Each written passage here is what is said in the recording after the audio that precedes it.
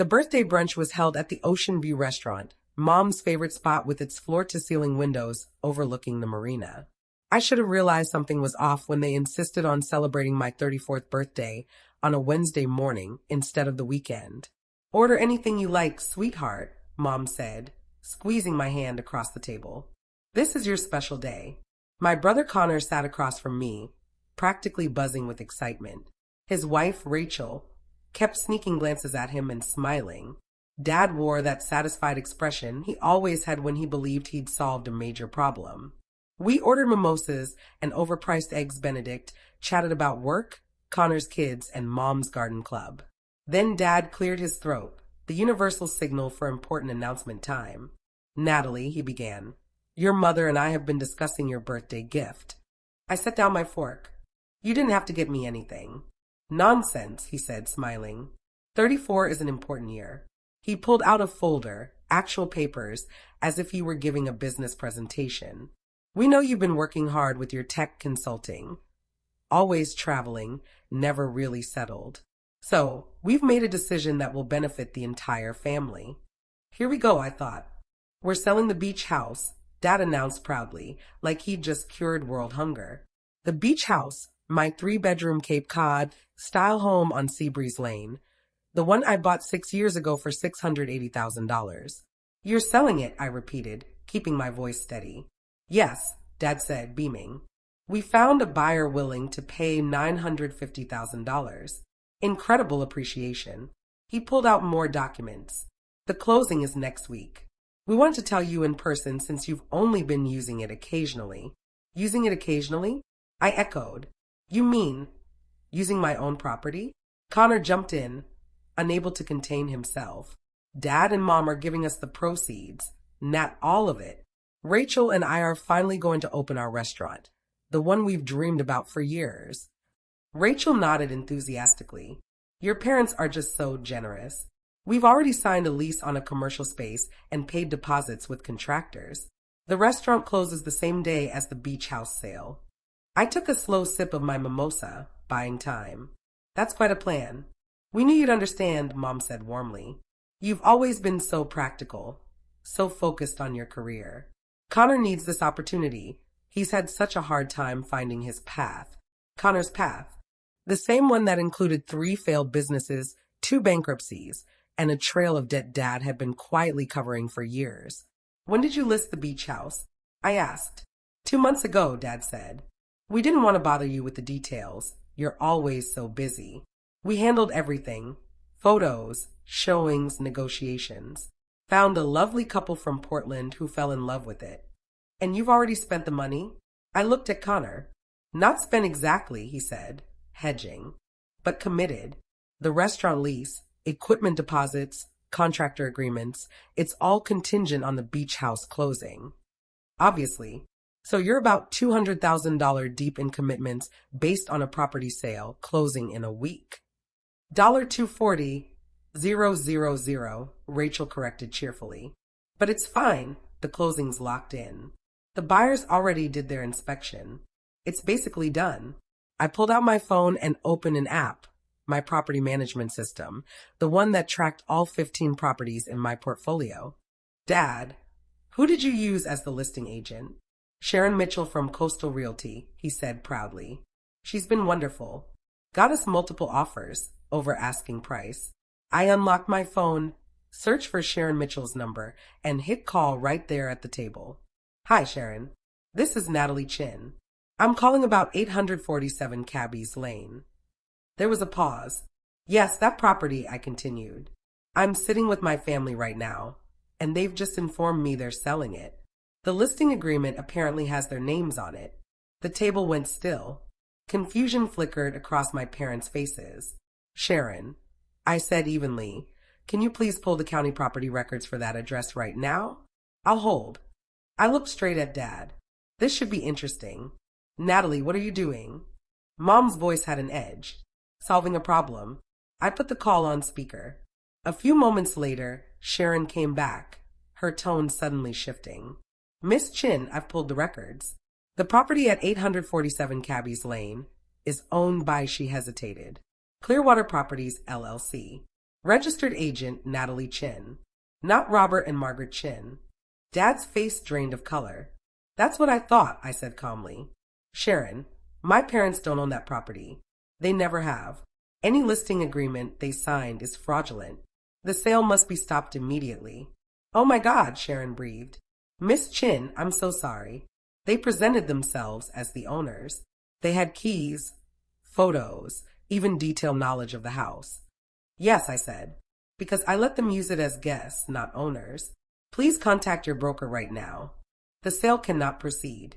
I am the legal owner and I have not authorized any transaction. I'm calling him immediately, she said. Again, I'm terribly sorry. We'll cancel the listing and notify the buyers at once. I ended the call.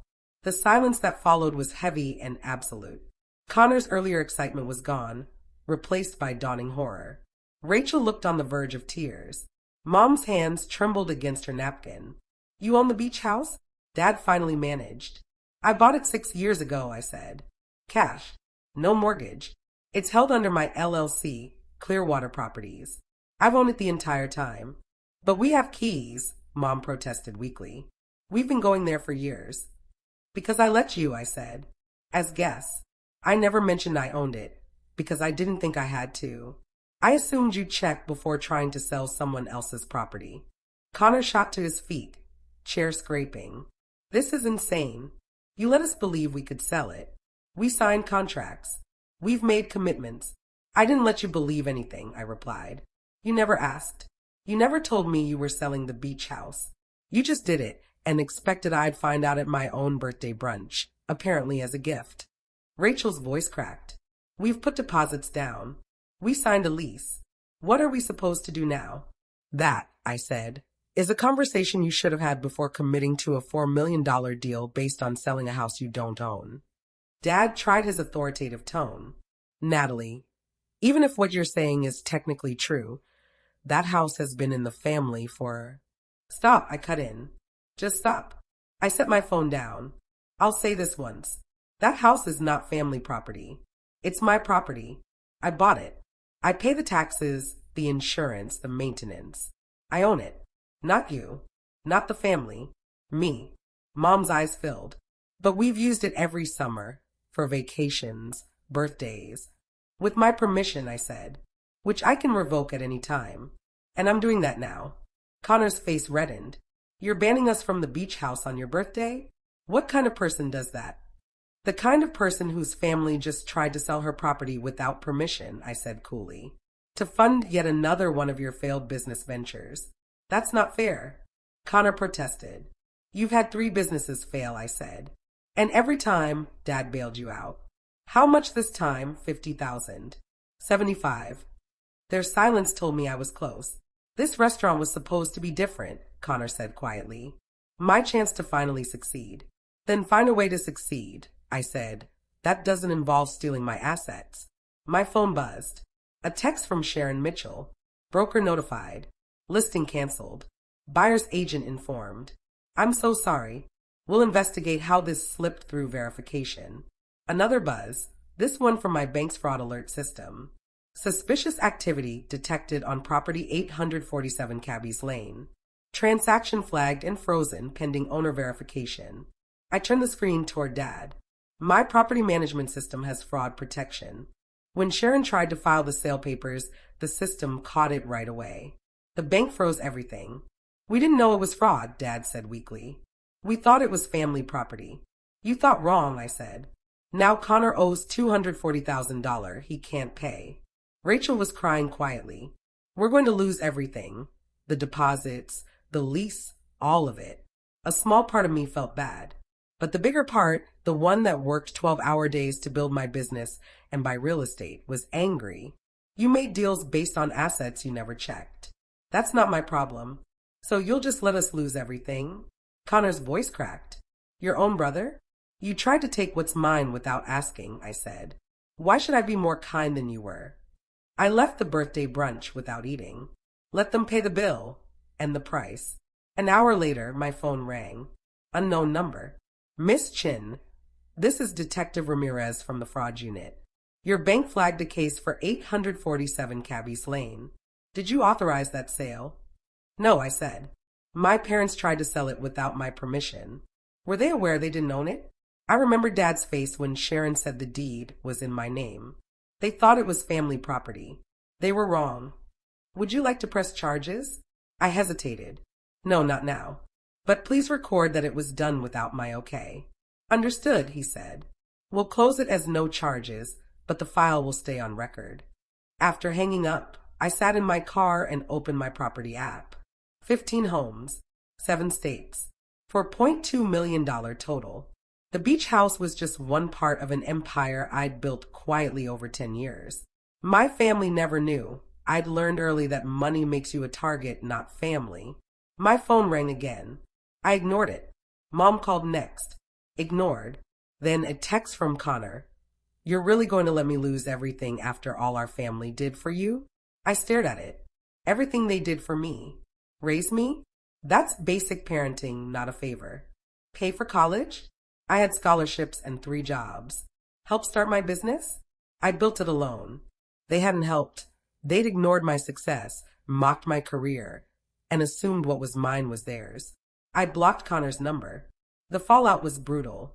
Connor and Rachel lost their deposits, $240,000 gone. The restaurant lease collapsed.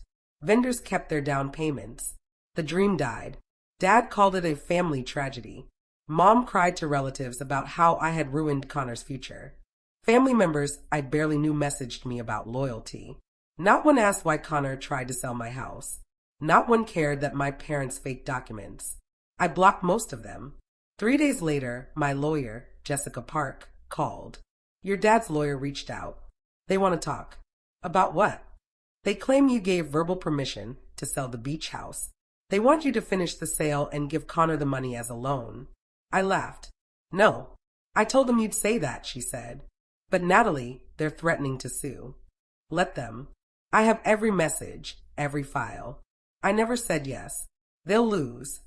And they did. 2 weeks later, the lawsuit came. Robert and Margaret Chin versus Natalie Chin. They claimed I'd made a verbal promise. Connor was listed as a third-party claimant. Jessica filed for dismissal right away. The judge barely looked at it. My name was on the deed, only mine. This court finds no proof of any verbal or written deal, the judge said. Case dismissed with prejudice. Mom and Dad were ordered to pay my legal fees, $15,000. Connor stood outside the courthouse, his shoulders slumped, his face pale and hollow like all the fight had drained out of him. The wind caught his jacket, tugging at the edges as he turned to me, eyes full of accusation. Are you happy now? He asked, voice shaking. You've destroyed everything. I looked at him steadily. I didn't destroy anything, Connor. You did. You committed $240,000 based on selling something you didn't own. That was your choice. We're family, he snapped, his tone desperate now. Family doesn't turn on each other. Family doesn't commit fraud against each other. I wasn't committing fraud, he shouted. I thought that on the beach house. Did you ask? I pressed. Did you check the deed? Verify ownership? Do any real due diligence before you risk nearly $250,000. I stepped closer. No, you didn't, because you've never had to be responsible for anything. Dad's always cleaned up your messes. Well, I'm not Dad. Rachel appeared then, her eyes red and angry, grabbing Connor's arm and pulling him toward their car. She glared at me like she wanted to tear me apart. I hope you're proud of yourself, she hissed. I am, I said quietly. I'm proud that I built something worth protecting. And I'm proud I didn't let you steal it. 6 months later, I sold the beach house, not because of the pressure my family put on me, but because I wanted to. The market was strong, and I'd found a far better investment opportunity in Colorado. The house sold for $1.1 million. Every penny went straight into my business account. I used the proceeds to buy 2 rental properties in Denver. When Dad found out, he sent one email. You sold it and didn't even offer us a share. That tells us everything we need to know about you. I didn't respond. Mom, however, tried a softer approach. I miss my daughter. Can we please talk? I typed one line back. When you can acknowledge what you did was wrong, we can talk. Not before. 3 dots appeared on my phone screen, then disappeared. No response came. Connor filed for bankruptcy, his second one. Rachel divorced him 6 months later. My parents downsized to a small condo, their retirement savings drained by legal fees and bailing Connor out yet again. Meanwhile, my business thrived. My property portfolio grew to 22 units across 9 states. I began dating someone who understood that boundaries weren't cruelty. They were a form of self-respect. A year after that disastrous birthday brunch, a letter arrived in my mailbox. It was handwritten from Dad. Natalie, I've spent the past year trying to understand how we got here. Your mother and I truly believed the beach house was family property. Not legally, I see that now, but morally. We thought because we'd used it for gatherings, for holidays, for memories, that it somehow belonged to all of us. We were wrong. The house was always yours. The choice to share it was always yours. And we betrayed your generosity by trying to take something you never offered to give. Connor has learned hard lessons this year. So have I. I'm sorry we tried to sell your property. I'm sorry we sued you. I'm sorry we put our wants above your rights. I don't expect forgiveness. I just wanted you to know I understand now. You weren't cruel. You were protecting what you built. I should have been proud of that instead of trying to take it from you. I read the letter 3 times. It wasn't a perfect apology. It didn't erase the hurt. But it was something. I didn't respond, not right away. But I didn't throw it away either. 2 months later, I sent a short text to Mom. Coffee. Her reply came almost instantly. Yes, please. Saturday, 10 a.m., downtown. We met at a neutral coffee shop. No homes, no memories, just neutral ground. Mom looked smaller than I remembered. Older. When she saw me, she stood up and pulled me into a tight hug that lasted longer than either of us expected. I've missed you, she whispered. I've missed you too, I said quietly. We sat down, coffees between us. The silence was awkward at first. Then I said I read Dad's letter. She nodded. He meant every word. We both did. She wrapped her hands around her cup, eyes glossy. Natalie, we were wrong. About the beach house. About Connor's restaurant. About everything. We treated your success like it was community property, and that was unfair. It was more than unfair, I said softly. It was fraud. She flinched but nodded.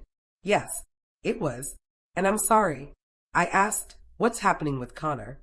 He's working construction, she said, voice trembling, trying to pay off his debts. Rachel took the kids to her mother's place in Ohio. He sees them once a month. She blinked rapidly, holding back tears. He's learning what rock bottom feels like. Maybe that's what he needed. But it's hard to watch your child suffer, even when they brought it on themselves. I nodded. It is. We sat in silence for a moment, both of us just breathing. Then Mom asked, can you forgive us? Eventually, I said honestly. I don't know yet, but I'm willing to try. Fully, with boundaries. Boundaries, she repeated, curious but calm. Yes, I said. No more assumptions about my property. No more treating my assets like family resources. No more bailing Connor out. If I choose to share anything, my time, my home, my resources, it's a gift, not an obligation. She nodded. Agreed. She reached across the table, her hand hovering near mine. I love you, Natalie, and I'm proud of what you've built. I should have said that years ago.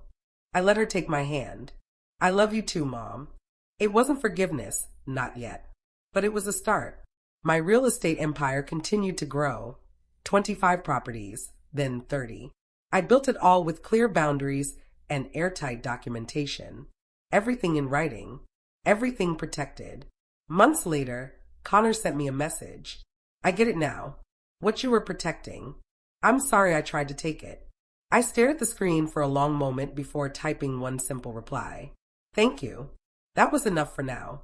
The beach house was gone, but the lesson it left behind remained. My success was mine to build, mine to protect, mine to share or not share on my own terms. And anyone who couldn't respect that didn't belong in my empire.